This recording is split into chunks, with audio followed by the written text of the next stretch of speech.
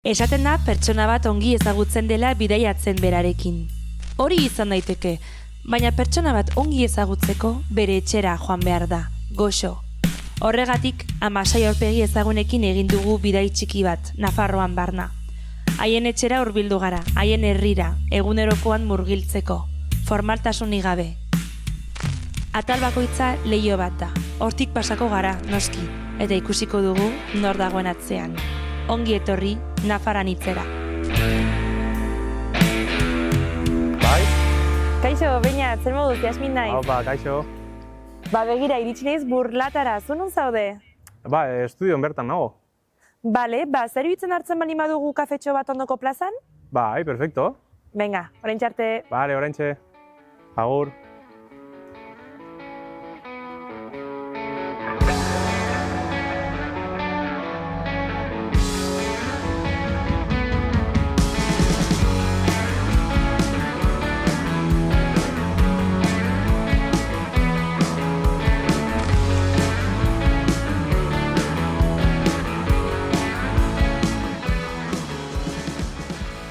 Bueno, kaixo, Beñat, egunon. Kaixo, egunon. Zer moduz? Ongi, pixka bat dut baina ongi. Nor zara eta zertan egiten duzu? Beñat daukat izena, 26 urte ditut, eta tatuatzailea naiz. Orain dela 5 urte. Bai, 5 urte. Hasi zinen duela 5 urte? Bai, COVID-a egoeran, Bai? ez nekien nola denbora pasa etxean, azkenean zeuden etxean zaude, ez duzu lagunaik ikusten, bai, bideojamak zeuden, gauza zeuden, baina ez nekien nola pasatu denbora. Bai. Eta daukat lehengusina bat Barcelonan, Noe deitzen dela, eta berak ja dramatza tatuatzen denbora gehiago. Bai. Eta esan nuen, tio. Eta probatzen baldin badut makina bat hartzen piel sintetikoa eta hori, eta animatu nintzen, erosi nuen, nire lehenengo makina bete tu a saber de donde. Bai? Eta, piel sintetikoetan praktikatzen, naranja azaletan praktikatzen, eta, bueno, me dio la espinilla de decir, qué guay, tío, esto mola. Kurioso. Bai, txikitatik marrazten nuen. Hori da, hori esan behar nizun, ze egon behar da lotuta zure alde artistikoarekin, ez? Bai, gogoratzen naiz, klaseetan beti esaten zean, tío, no dibujes en los cuadernos, estudiatu, tal, ez nintzen mal estudiante, baina, bueno, despistatu pixka bat. Bai, mente artistikoa, edo? Bai, txikitatik gustatzen zaidan margotzen. Ikusten nuena, margotzen duen, autoak, animaliak, sobre todo animaliak, asko gustatzen zaizkit, eta margotzea zen como, que guai. Eta gero, margo horiek oparitzen dituen, nire lehengusina, nire lagunei, nire baita ama, zeukan la nevera repletos de dibujos, eta pasan zian, ama, tío, no me quedan más imanes. Bai, eta hori, konzeptu hori gustatu zitzaidan, zeren azkenean tatuatzen dezunean, pertsona hori oparitzen diozu tatuaje hori, eta pertsona bat zutaz konfiatzen dela, bere azala, guztien dela, tatuaje bat egitako, eta gainera betirako ez da un papel eta ez dakit non dagoen. Eta zen un konzepto bastante curioso, eta hori me quedó como, que guai.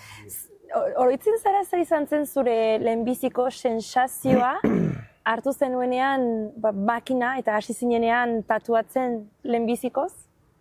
Bai, zeren, ni neukan bastante buruan sartuta ez diot inorri tatuaje bat egin, piel sintetikoan edo esto, ongi ateratzen arte. Zen como una cosa egiten baldin badut, egiten dut ongi. Zeren bestela, hacer una chapuza, azkenean pertsona baten azalarekin lan egiten duzu. Bai. Batzuk ez dute lotzen tío, es una herida. Infektatu aldela klienteak edo pertsona hori oso gaizki pasatu aldu infektatzen baldin bada tatuajea edo gaizki jartzen baldin bada. Azkenean bere osasunarekin jolasten duzu.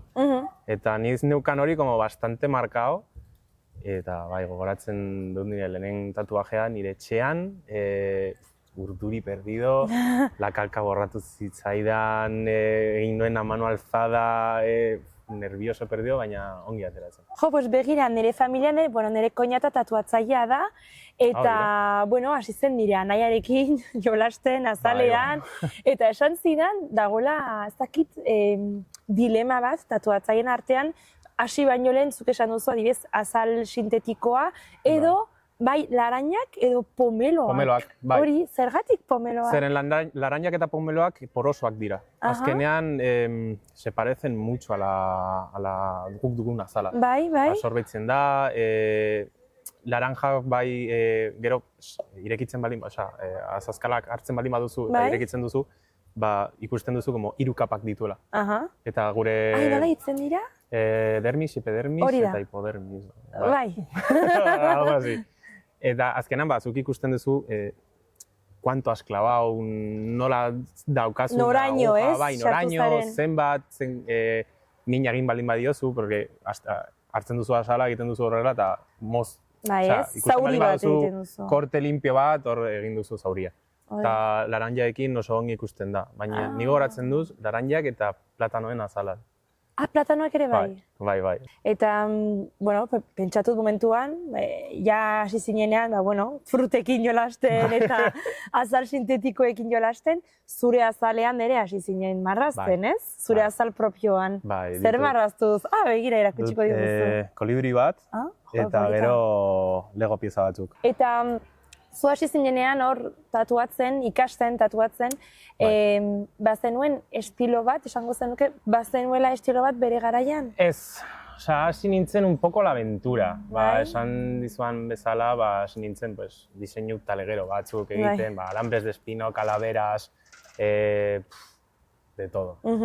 Eta, baina nigo garatzen naiz, lehenengo estiloa egiterakoan tradizionala zen. Zeren azkenean, hasten zara, lineak egiten. Gero, relleno beltzak ongi egiterakoan. Edo bestela, degradado, sombras. Hasten zara, txuri beltzez egiten. Baina niri ikaragarri gustatzen zitzaidan kolorea. Baina azkenean, errazago zen tatuatzea txuri beltza, kolorea baino. Zeren kolorea, nik esaten dut eta tatuatzaile asko esaten duela, kolore solido eta ongi egitera, oso zaila da. Oso zaila da. Justo zu hasi zinenean, erdi, nola esan, klandestinoki, baina, formatu zinen, esan nahi dut, formakuntza bat egin zenuen. Ez da formakuntza bat, zeren nik beti esan dut, he sido como autodidacta. Begira. Zeren nik hasi nintzen nire etxean, azkenean, hasten zara leku batean, ez zara hasten en un estudio, en plan de, eseri hemen, nik erakusten dizut. Horiek ez dira praktikak. Ez dute, orain igual estudio batzuk onartzen dute pertsona, que haya un aprendiz. Baina lehen, zen como tatuajea beti izan da nicho bat. Izan da beti como muy cerrado. Entortzen baldin bazaizu pertsona bat, ez duzula ezagutzen, oye, ikasi nahi dut. Ja, sabes? Nahi boduzu, emango dugu orain paseotxo bat, iritsi arte estudiora, gero sartuko gara eta ikusiko dugu gertatzen den barruan. Vale, claro, por supuesto. Venga.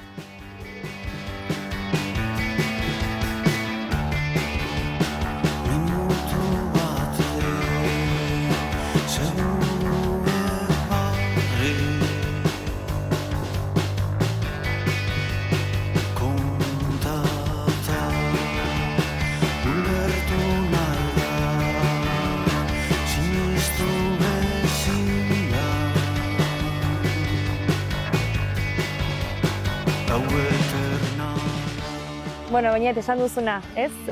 Nolabait modu autodidaktikoan ikasi duzu tatuatzen, baina iristen da momentu bat zure bizitzan non, ja profesionalizatu nahi duzu, ez? Bai, gogoratzen nintzen, hasi nintzenean nire etxean, bizpahiru tatuaje egin nituen eta deitu zidan Aitorrek, azidoko estudioko eta esan zidan, oye, quiero hablar contigo, etorri. Nire, acojonado, perdido, ¿sabes? Tatuatzen nire etxean, ni autónomos ni nada, azkenean nik ez nahi nuen como mal rollo entre tatuadores eta oso burturi jo nintzen eta esan zidan, oye, tío, que nahi baldin badezu sartu hemen tatuatzen. Eta nire, joder, vale, guai. Daramatzat bizpahiru tatuajea eta estudio batean deitzeko, lan egiteko, eta niretzako zen como, wow. Hor ikusi nuen, vale, esto ya puede ir un poco más Bai. a ser un pequeño hobby Ja. de egin un par de tatuajes a bizpahiru lagunei. O sea, Ja. hacen un poco más de verle un poco ya algo a la luz, al túnel. Bai, ez? Baina, claro, zure lana bisibilizatzeko, zuk ze tresna erabiltzen zenuen Instagram, ez? Bai, Nola Instagram. izan, egiten zenuen zer gauza, ja, zuzenean publikatzen zenuen, ez? Bai, ni neukan nire Instagram personala, eta hori erabili nuen zen, azkenean berri bat egiten baldin bat zenuen, las personas igual ez zaituzte ezagutzen eta tal, eta egin nuen, sartzen dut nire pertsonala, aldatzen diot izena, jartzen dut, ez nahi nuen jarri nire izena, eta esan dut, ze izena jartzen dut, Malko, eta jazta. Malko, eta zergatik Malko? Malko azkenean, es la lágrima de sangre, sudor y la lágrima. tinta. Bai, un poco, pues, que vaya relacionado un poco con el tema del esfuerzo, la dedicación, eta hori dena. Eta ez nekien izena jarri como modo artístico, eta esan duen, pues Malko. Zen, cuando dibujaba eta diseño batzuk egiterakoan, beti pues, una lagrimilla o algo de sangre o algo tal, eta zen como un pequeño guiño gesto del nombre. Eta gaur egun Malkoren estiloa zein da? Neotradizionala. Azaldu beharko duzu. Neotradizionala da, azkenean interbalo bat del tradicional eta realismoa. Ah, bale, realismoa. Hor dago realismoa. como un baremo oso handia, zeren ez da tan simple, tradicionala bezala, ni tan detallado como lo que es el realismo. Vale. Azkenean da un punto intermedio que hor sartzen da pues, ilustrazioa, marrazkiko suelto bat. Orduan, nik erabaki nuen, zergatik ez dut hartzen tradizionala, baina pixka bat detalle gehiagokin edo kolore llamatiboak eta impactanteak erabiltzeak. Osa, esan nuen, hau gustatzen zait. Osa, ikusi nuen estiloa, ikusi nuen zer zen eta esan nuen, jazta, hau gustatzen zait eta me enfoco en esto de importin, bai. Tatuajean ere badira modak, ez? Bai, moda pila daude, lehenen da bizi los tribales, gero zeuden pues los maoris, los tribales, gero pasatzen zen al tradicional, tal, eta azkenean nik uste dut estilo guztiak evoluzionatzen dutela. Azkenean daude orain pila estiloak eta pila teknikak, zeren batzutan mezkelatzen ditugu estiloa eta teknika. Ez dira berdina. Azkenean teknika da, zuk zure teknika hori erabiltzen duzuna estiloa egiten. Eta estiloa da, el estilo ya fijo, como el tradicional, el realismoa, edo el tribal, hori da estilo bat. Baina gero teknika daude pila bat, el fine line, el dot work, hori azkenean da, la teknika erabiltzen duzuna tatuatzeko. Perfecto, iritsi gara justo estudiora. Nola ditzen da estudioa? Lightback tatu. Lightback, como hauz gora, ez? Botata, ez? Inglesez. Es como estar chill. Hori da, lasai, denbora hartuko du. Bai, denbora hartu klienterekin, gustora egotea berak, azkenean tatuajea mina egiten zaitu. Pertsona hori gustora egotea eta azkenean lortu nahi duzuna da errepikatzea. Hori da. Hori da teknika marketing. Bai, azkenean ikuste dut guztia dela marketinga. Sartuko gara barrura eta ikusiko dugu nola egiten duzen? Bai, sartu. Perfecto.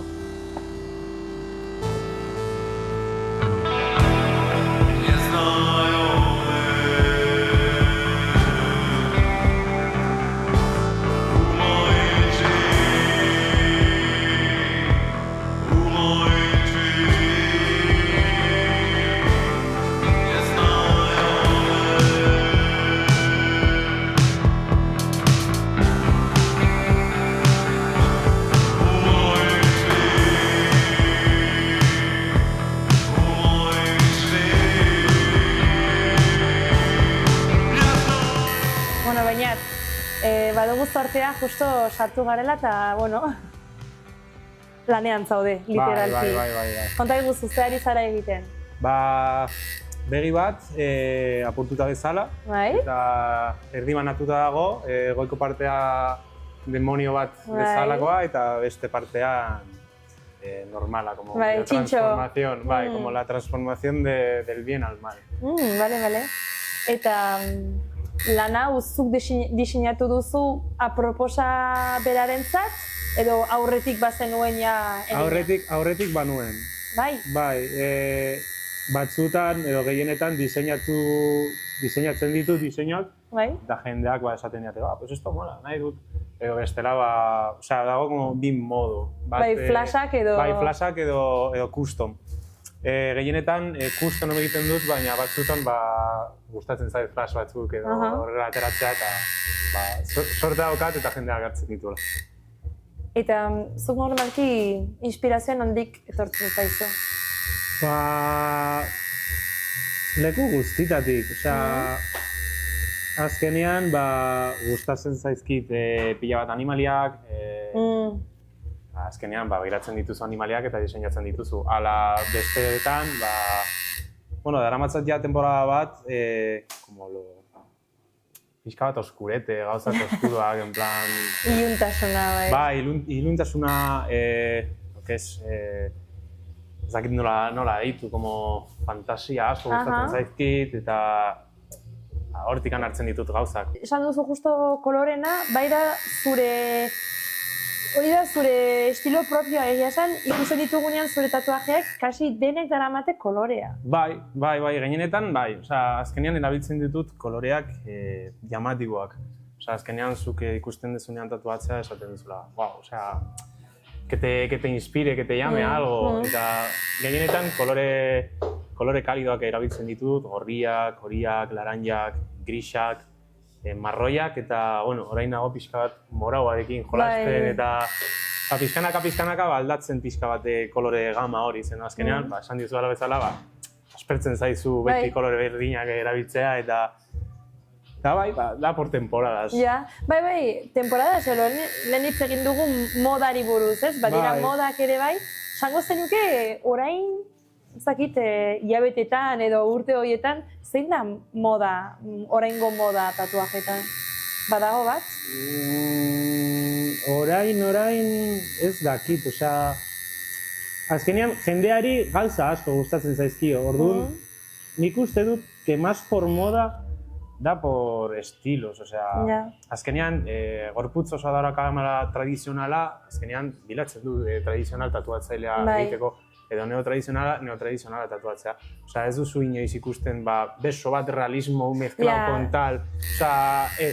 Azkenean nik uste dut que jendea dauka como estiloak markatua. Gustatzen zaiuna ilustrazioa tira por la ilustración. Edo realismoa gustatzen zait eta azkenean betetzen duzu eskua edo estilo berdina. Baina duzu pixkat uniformea izatea, ez? Gainera, nahazten baldin badituzu estiloak, ez dira oso ondo geratzen. Azkenean dago, tienes un popurrí, un poco... Bai, eta lehen esan dugu, dekorazio bat da tatuajea, orduan nahi duzu pixkat mantendu, ez? Bai, estetika hori mantendu nahi duzu, orduan estilo beriarekin hasten zarenean jarraitzen duzu. Jende asko daramatza igual esku bat realismo eta bestea tradizionala edo neotradizionala. Azkenean, diferentziatu daukazu, baina ez da como... Gehiegi. Azkenean, daukazu esku bat, estilo batetakoa, beste esku bat, estilo. Orduan dauka como sentido, dago como dena unifikatua goitik bera, azkenean ez duzu igual egiten erditikan bera tal, erditikan goia tal. Azkenean egiten duzu denak uniforme. Justo estiloak eta modak eta gustuak ari garen ez pixkata aipatzen, eta batzutan nik badokat estilo bat, ez zuk beste bat. Zuk egin duzu inoiz talka, bezero batekin, bezero batek eskatu bali baizu zerbait, eta zuk esan duzu, nik gaur hau ez, justo, edo badituzu horrelako dilema mentalak, edo... Gehienetan ez dute ezetz esaten, etortzen baldin bat zait, bezero bat, tatu politiko bat diburuz ez zaidala gustatzen, ezetz esaten diot, gertatu zait, baina azkenean ez da dena tatuatzea guztia. Kena zuk ere daukazu como pequeño criterio. Hombre, artista bat zarelako. Bai, baina gehienetan ez dute inoiz ezer esaten tatuajea, egiten dut linea fina, txuribeltza, realismoa, blanco y negro egiten dut guztia. Azkenean amoldatzen naiz, niretzako tatuatzaile bat da, teknika guztiak ahal egin dezakezula. Zeren bestela, oso ongi geratzen da, ni bakarrik neotradizionala egiten dut, baina etortzen baldin badaizio zer, no, hori ez dut egiten. Azkenean, izten dituzu ateak, beste proiektu edo beste gauzak egiterakoan. Nik lehen da bizi, me quiero focalizar en neotradizional. Baina azkenean, egun batean sartu zitzaidan mutiko bat, esan ez, daukat, realismo nahi dut. Eta nik ez dut inoiz egin realismoa. Baina saiatuko naiz, eta saiatzen zara, eta ongi atzetzen baldin bat zaizu, azkenean zure portfolioare irekitzen duzu. Azkenean, hori da tatuatzaile bat. Dena etortzen dena, jakin egin ahal izan duzula. Eta niretzako hori, igual beste batzuta tatuatzailea bat da, hori, linea bat ongi egitea eta listo. Baina azkenean, niretzako hori da, tatuatzaile on bat edo tatuatzaile bat izatea. Zenbat denbora daramazu estudio honetan, hemen lanean? Hemen lanean bi urte daramatz estudio honetan. Nola definituko zenuke esperientzia hemen? Oso gustora. Bai? Bai, oso gustora. Egon naiz estudiotan oso ongi, baina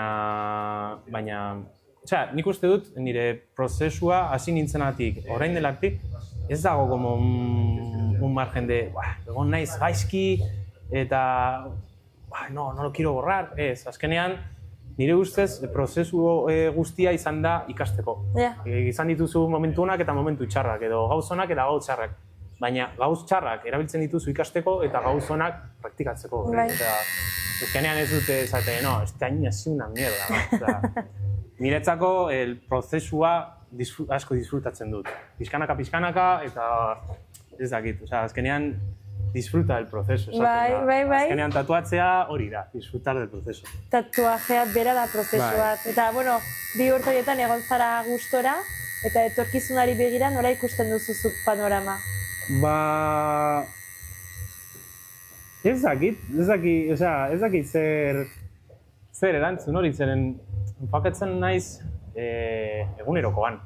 Azkenean, oso ona dago pentsatzean el futuro, baina ez dakit bihar egongo naizen hemen, ala ez, edo ez dakit, azkenean da, como disfruta del proceso, lo que sea ya llegará, baina ez dakit, orain bertan, hemen Iruñan geratzea.